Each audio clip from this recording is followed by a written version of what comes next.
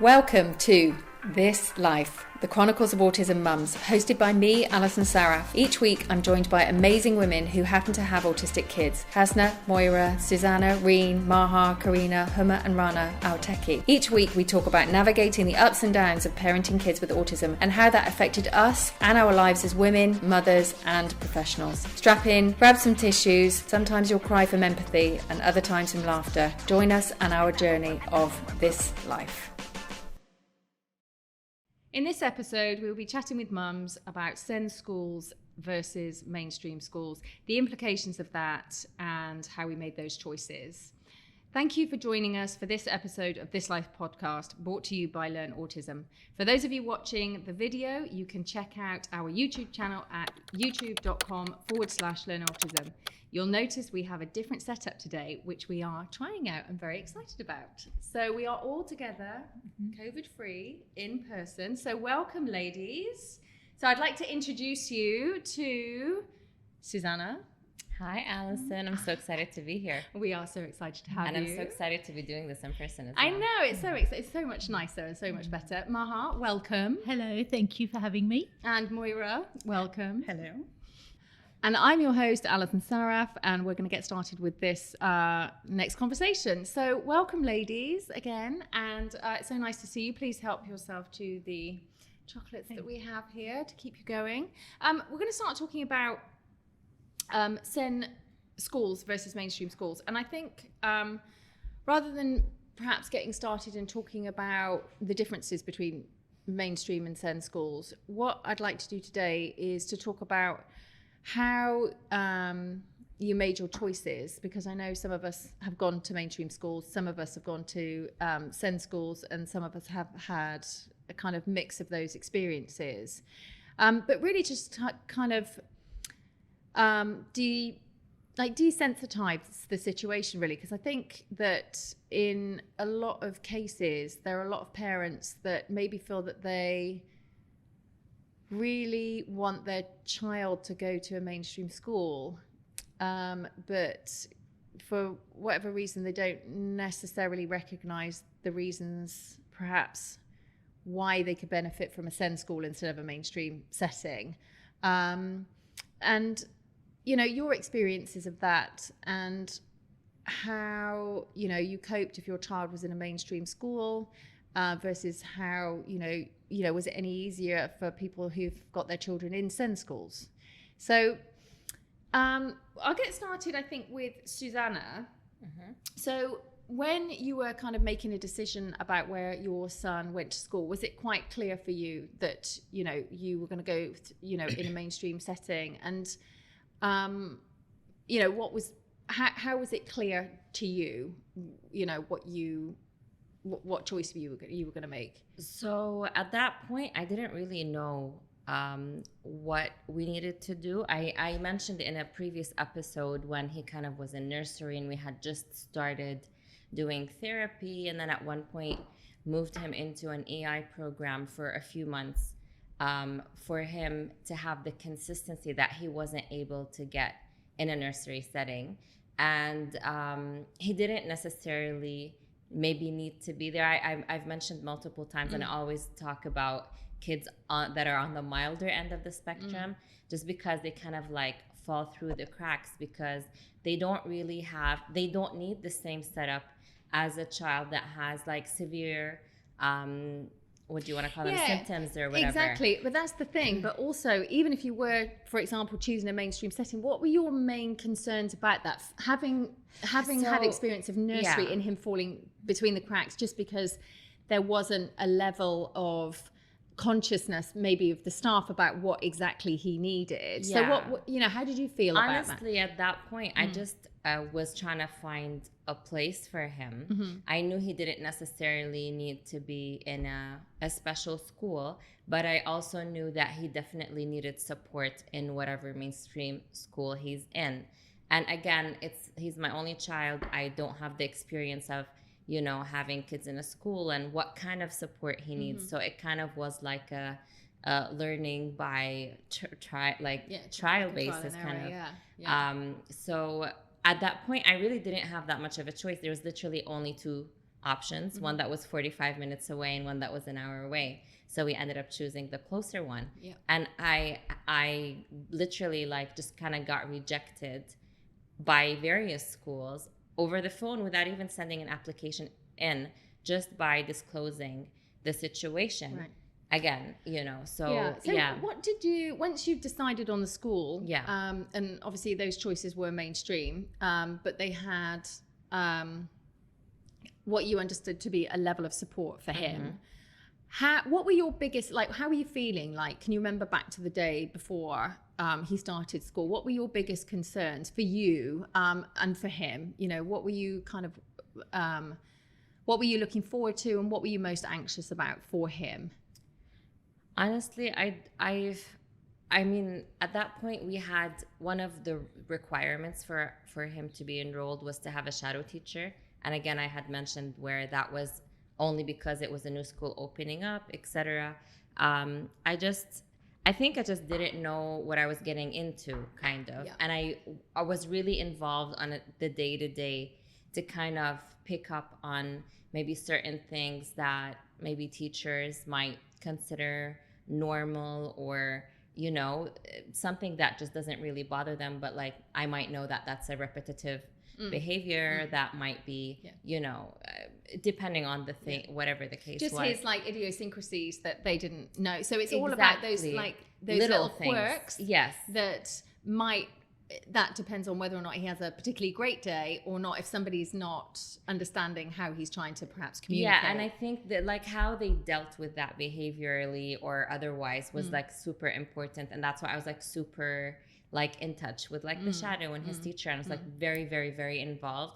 And honestly, I would like say that the school was very good about letting me have that level of interaction. Did you have to push for that, or did you? Initially, no, but I think as he grew and got older, there were times where I felt eventually they kind of wanted me to slowly back off, and it was like an awkward kind of transition because I mean he is getting better at the end of the day, he's thriving, so I had to kind of let a little bit go of that of the mama bear. Yeah, but I mean I do see with all the support and everything they had set in place, I feel like I had a big role with like picking up on those little things that they wouldn't have picked up on. So do you think that you're a particularly fierce mother? Do you think they were like, okay, well, we're just not, she knows best, we're not gonna cross her, we're just gonna go with what she recommends? Or were you kind of nice and pleasant, or did you just go in like a wrecking ball? I think it depends on the situation.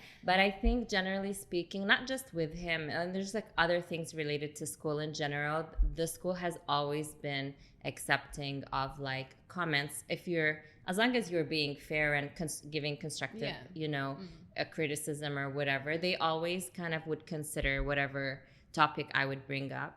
Right now I'm kind of I don't want to say feeling differently, but there's a change of management, change of like he's getting older, so he's now with all the different specialty teachers, so I'm finding it a lot harder to kind of keep a track on everybody. It's very difficult and get feedback from them as well. It's hard. It's hard with so many different like teachers. Okay, that's it's good to know. And also, I mean, Maha, from your experience, your journey has been slightly different to Suzana's, whereas your son needed perhaps a little bit more support, but still in a mainstream setting. Yes. So, but kind of similar to Suzana's situation, just in the sense that he's with a shadow teacher on and off, he's been able to be fine in a mainstream setting. What have you found the most frustrating thing about having, and I don't want to use the word higher functioning, because I know that we do use it, but as we say, that all of these children come with a lot of challenges, and it's not easy for them, and it's also when they are hidden, then it's really very difficult to get people to, and get educators to necessarily identify that they still do need a lot of help and and support.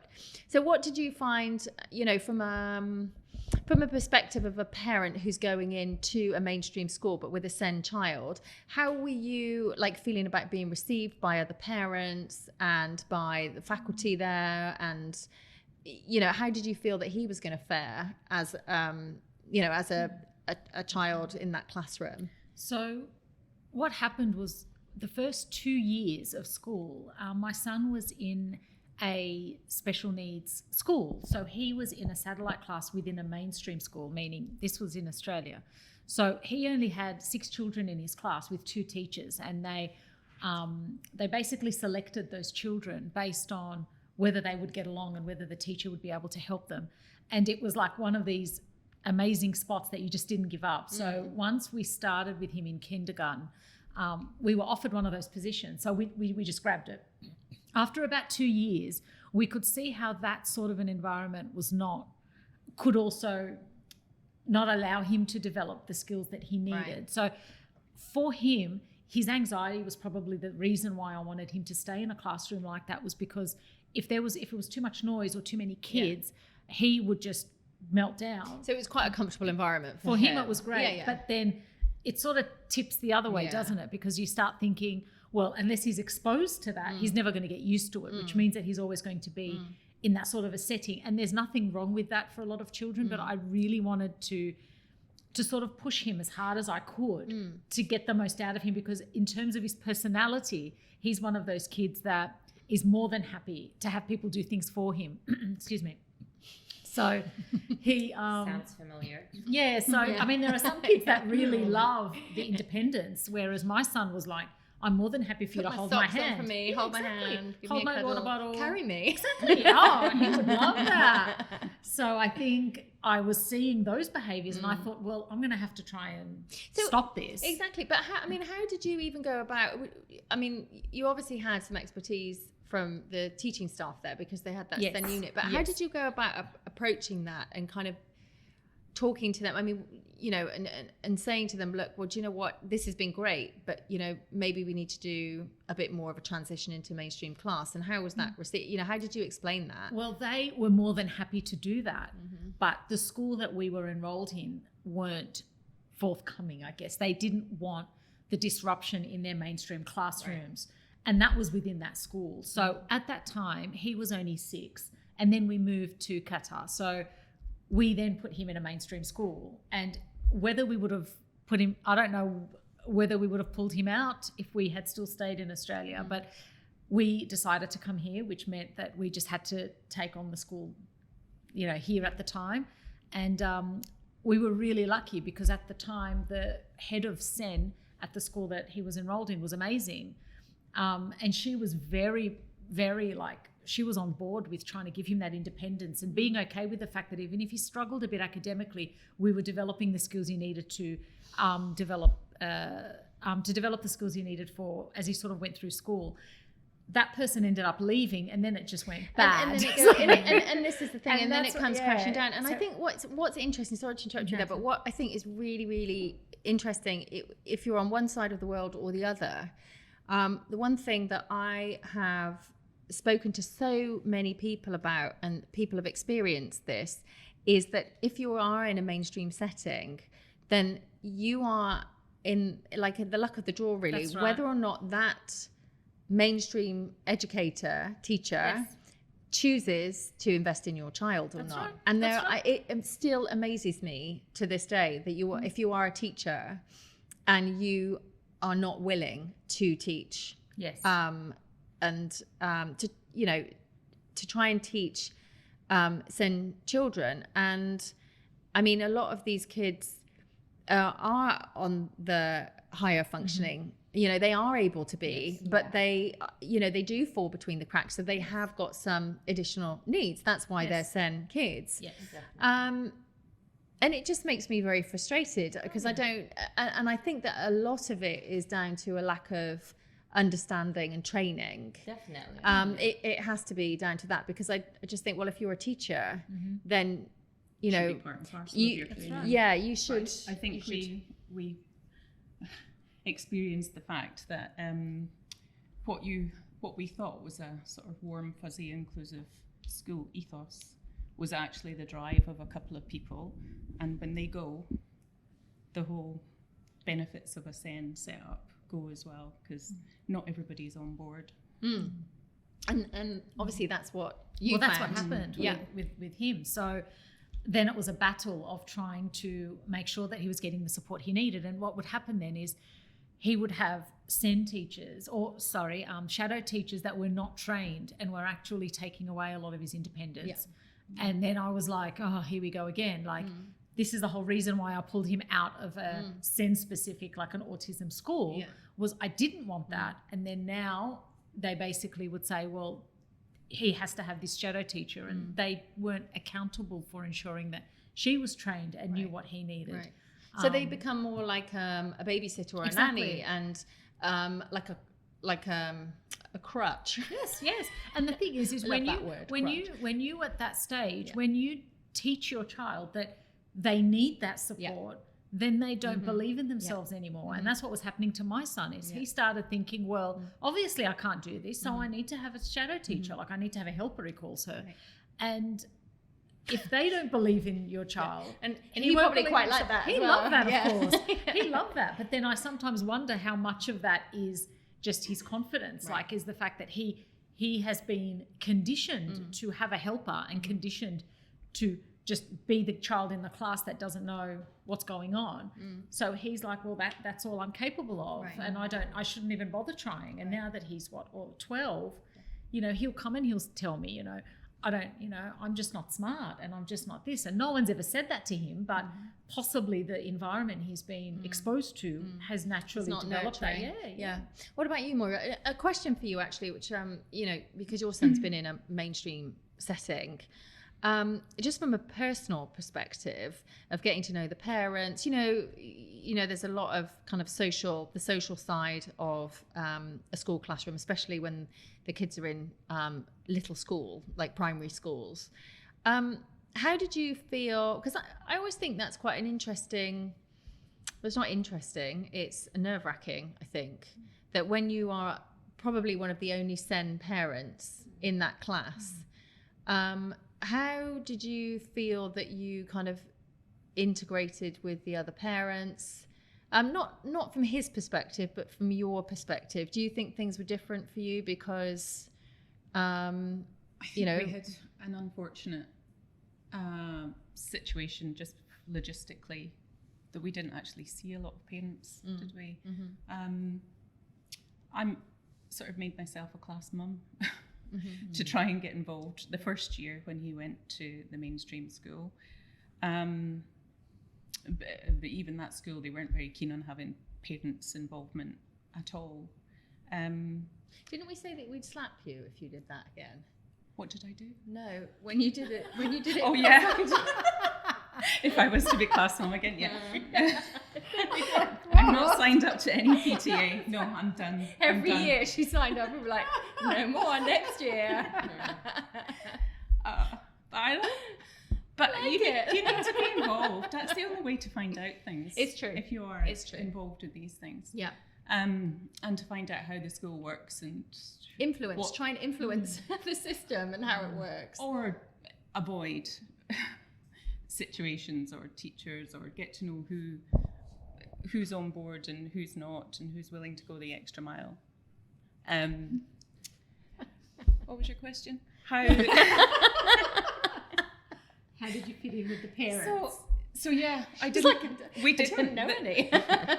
And it was a completely opposite situation from my daughter, and I don't think it was a autism neurotypical setup. It was just a logistic thing for the school. We were too far out and we didn't see any parents.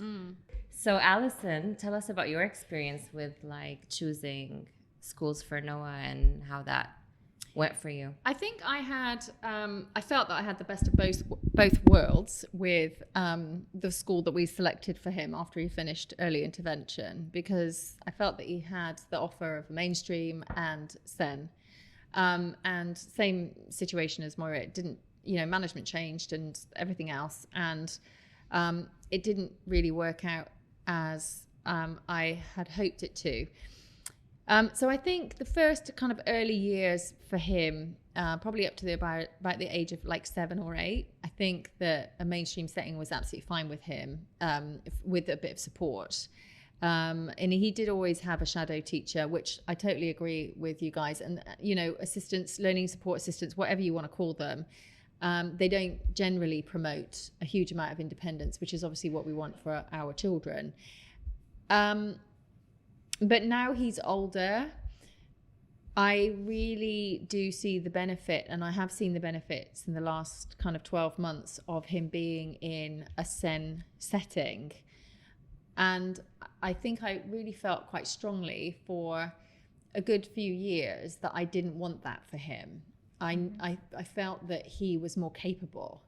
And not because I had rose tinted glasses on, but I really felt that just with the right guidance, he could achieve in a mainstream setting.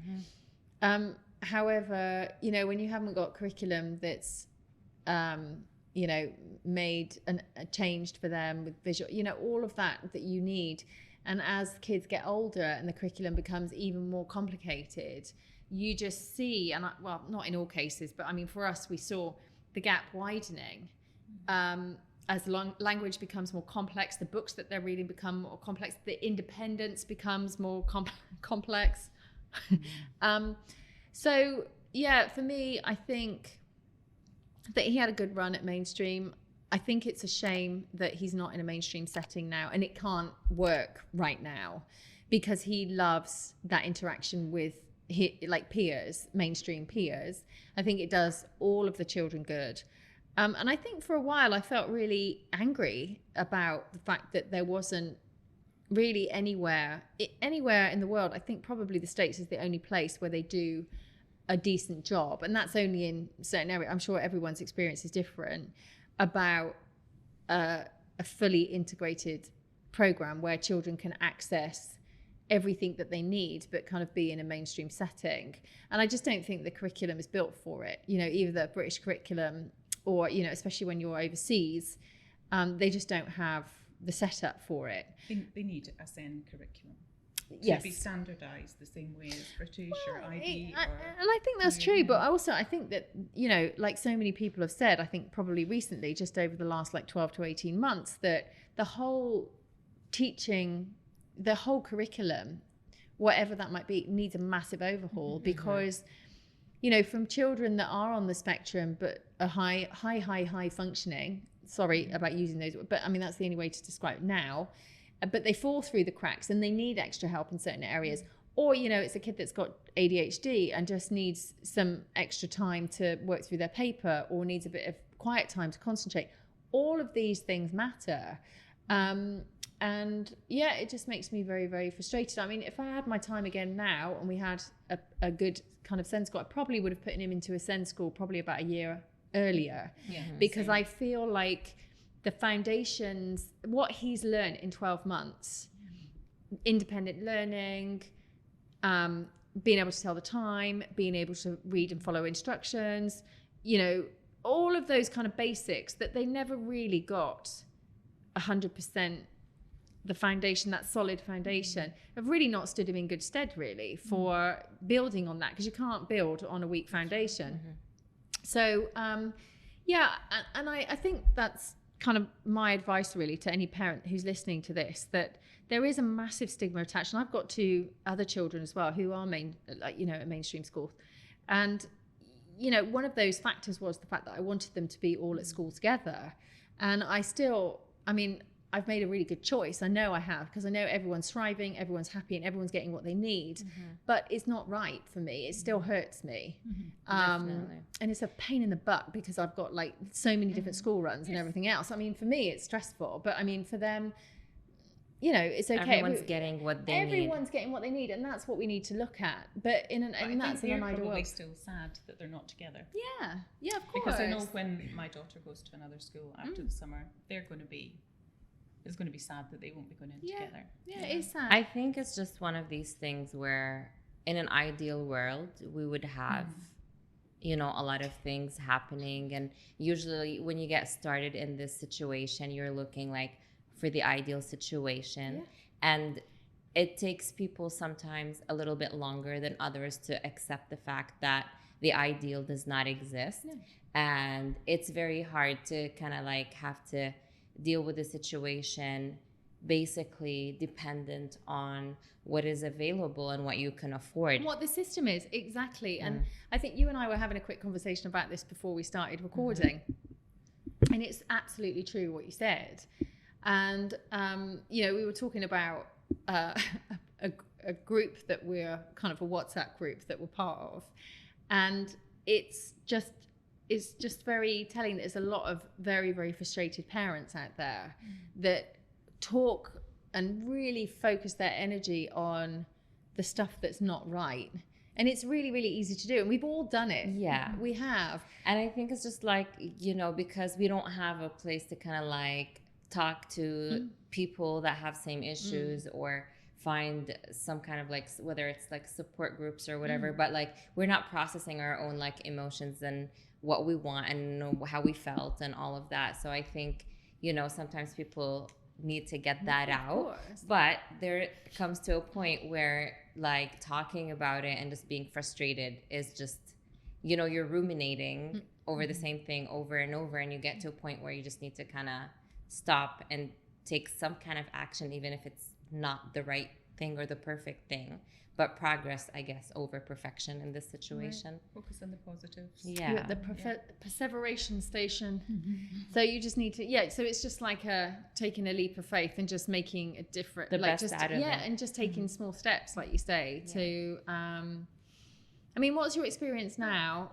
Yeah, I was going to say, the other thing too is that there's a part of us as parents that want to keep fighting for our children and want these schools to realize how much, like how great our children are and how much they can contribute to the school. So there's a part of us that just want to keep pushing.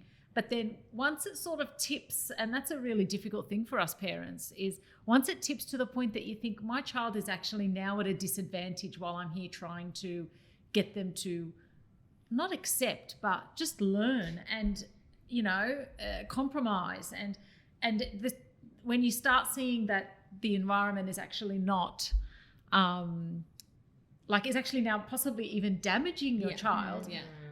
But then how do you don't want to give up because you don't want, I know this sounds terrible, but you don't want the system to win because you think the only way it's going to change is if us parents are there bashing down the door going, no, you need to advocate for them. This is true. But our children are the victims in it. Like they're like collateral damage, and you're like looking at your child thinking, oh God, like they're miserable or happy or they're not learning. Yeah, exactly. How long am I going to stay like this for? So it's a really, I think it's very personal in terms of how hard, like how far you want to take it. I mean, your experience last year was pretty tough all round, and a lot of us made decisions based on what was. I need details because I don't know what that experience. Look, I think it was a situation where they just refused to offer any more support going into middle school, but without any sort of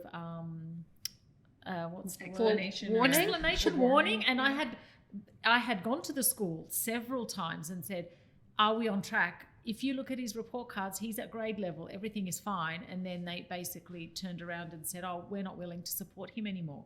And that was really hard because, again, we're on the other side of the world. It's not easy for us to get into a school. So suddenly you're thrown into this chaotic, crazy situation.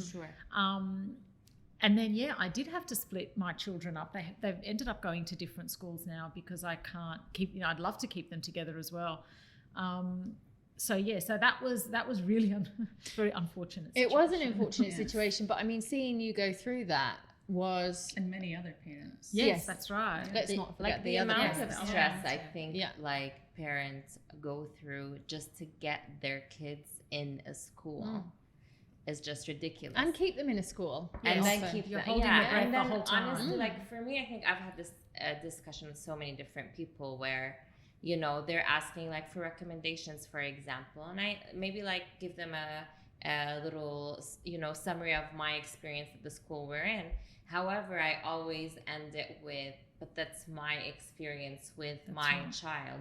Each child is different. What might work for him might not work for you. Exactly, and it's also how you approach it as well. Definitely. So how you, as a parent, navigate the system within the school. And I think some parents lose sight of the goal, like, or maybe it's not, I don't want to be judgmental, but some parents, I think, get so frustrated and have so many blocked doors that they reach a point where maybe they are okay with having their kids in any school. Yeah. Just because they've got them in a mainstream if they school. have a shadow or LSA who is basically a babysitter or is being used as a crutch and not really helping them learn and thrive, because that for them is better than nothing, which maybe it is. But like for me, I was always looking for him having the support that he needs.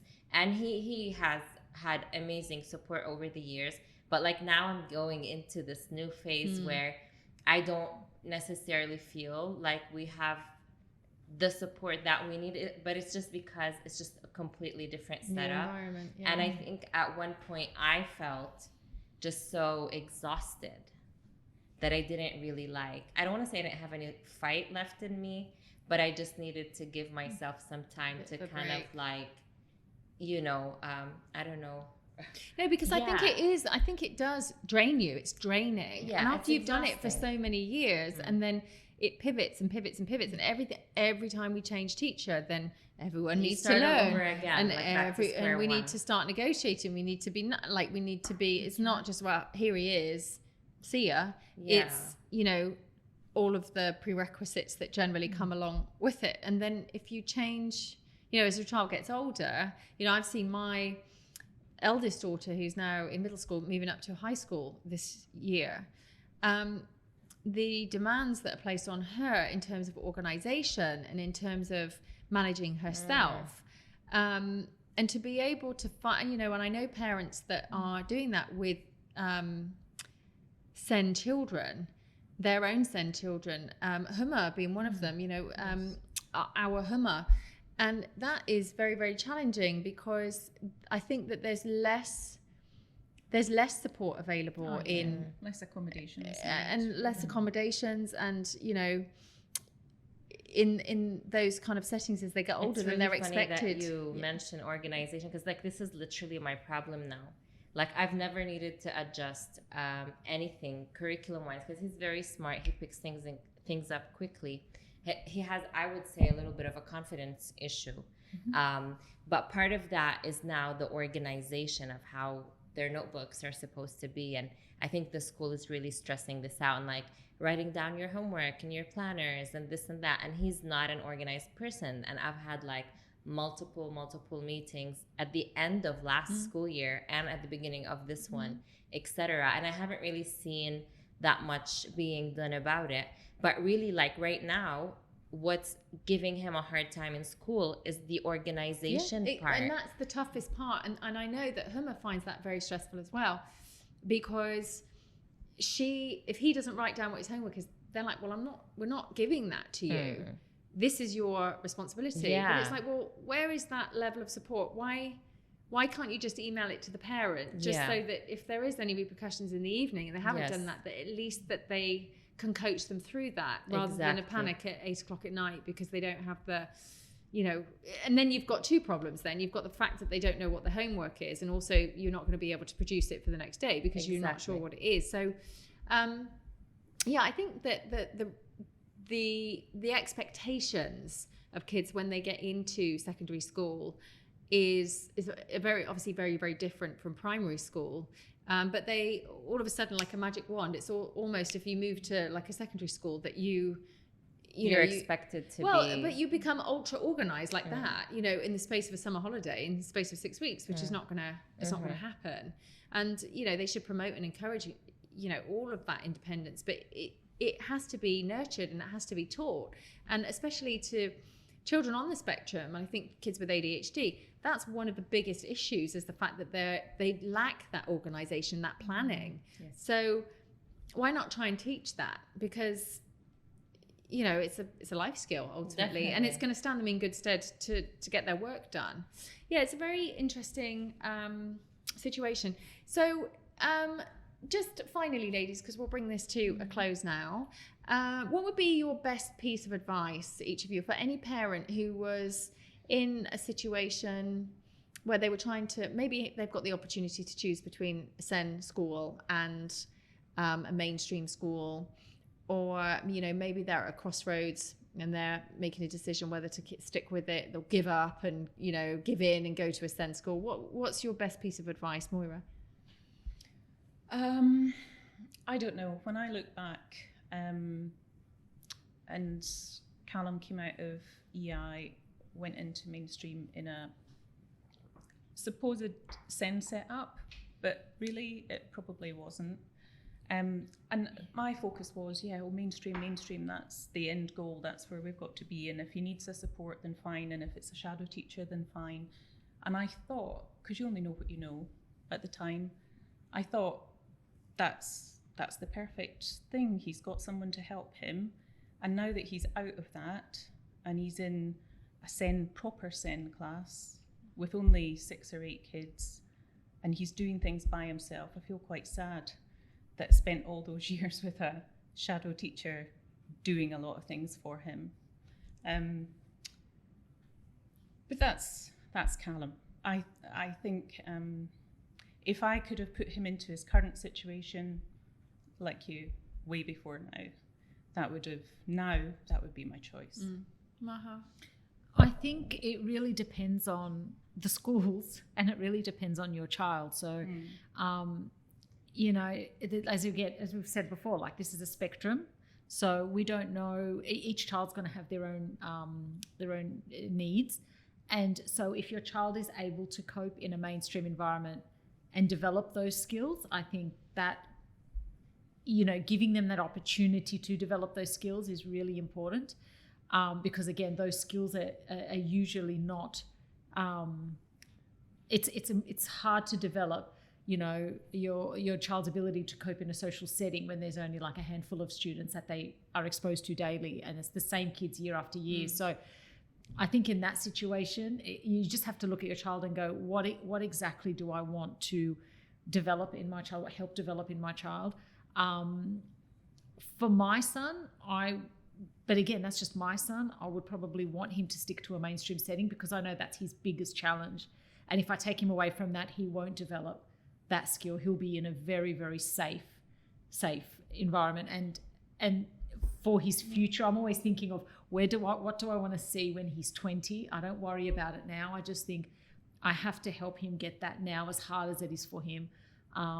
As long as it's not obviously damaging his mental health or anything like that, which it's not. He loves going to school and that's all I care about. Whether he gets an A or an F, I actually don't care. I just care that he's learning how to cope in different sort of settings. He's kind of thriving in that. So it really depends on the child. So but again, he was at a SEN school and I could see amazing advantages for him being in a SEN school. But I think you just have to take it, each child, each case. Yeah. And Suzana? I would just second what Maha just said. It's really a case-by-case thing. We're all unique. It depends on your ultimate goal. Are you just wanting them to be comfortable? Or do you want to, as uncomfortable as it might be, challenge them for them to grow? And I think, honestly, if the situation permits where they can be integrated in a mainstream, that might be in the long term a better situation for them. However, if the child is not ready for that, or if that's not the right environment, that's only going to be more stressful for the child, more stressful for the parents, then it's really not the right thing.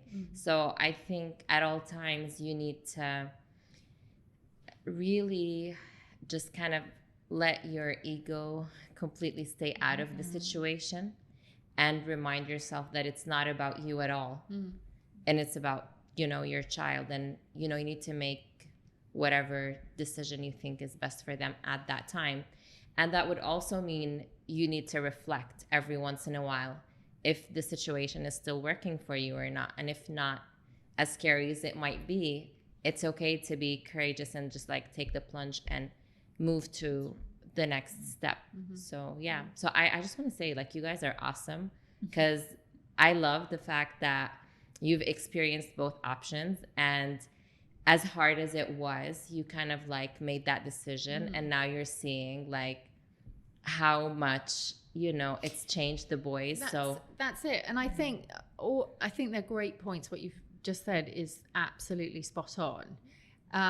And it's about not being afraid of change, and adapting to the situation that you're in. And also, I think, for newly diagnosed parents, the parents of newly diagnosed children, it's absolutely about ego. And we all say that some people don't have the option, but if you have the option, but you think that's the right, really, really think about, whether or not it is, the right thing for now, because nothing's forever. Definitely. You could do it for a year, and pivot back. And actually, I always felt that if we took Noah away from a mainstream school and put him in a SEN school, that we'd be moving backwards. Mm-hmm. But we have actually made so much progress by doing something that I always thought would be a backward step. Mm-hmm. And it actually hasn't been. It's been the best thing that we've done since early intervention, to be honest. So,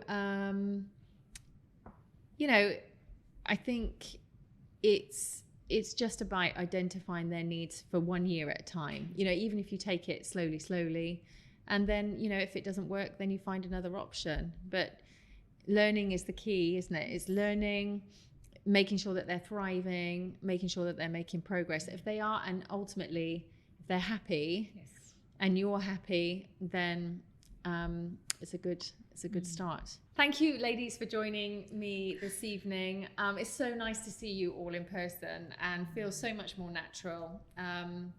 You have some really great insight and some really great experience, and I think that all of the points that you've made are super valid. So I hope, listeners, you found this super helpful and interesting to listen to. Thanks for joining this live podcast, brought to you by Learn Autism, the world's leading digital autism resource. To learn more about autism, check out their website at learnautism.com. Be sure to follow us, like us, and share with your friends and family. And we'll see you next time for our next episode. Thanks for listening.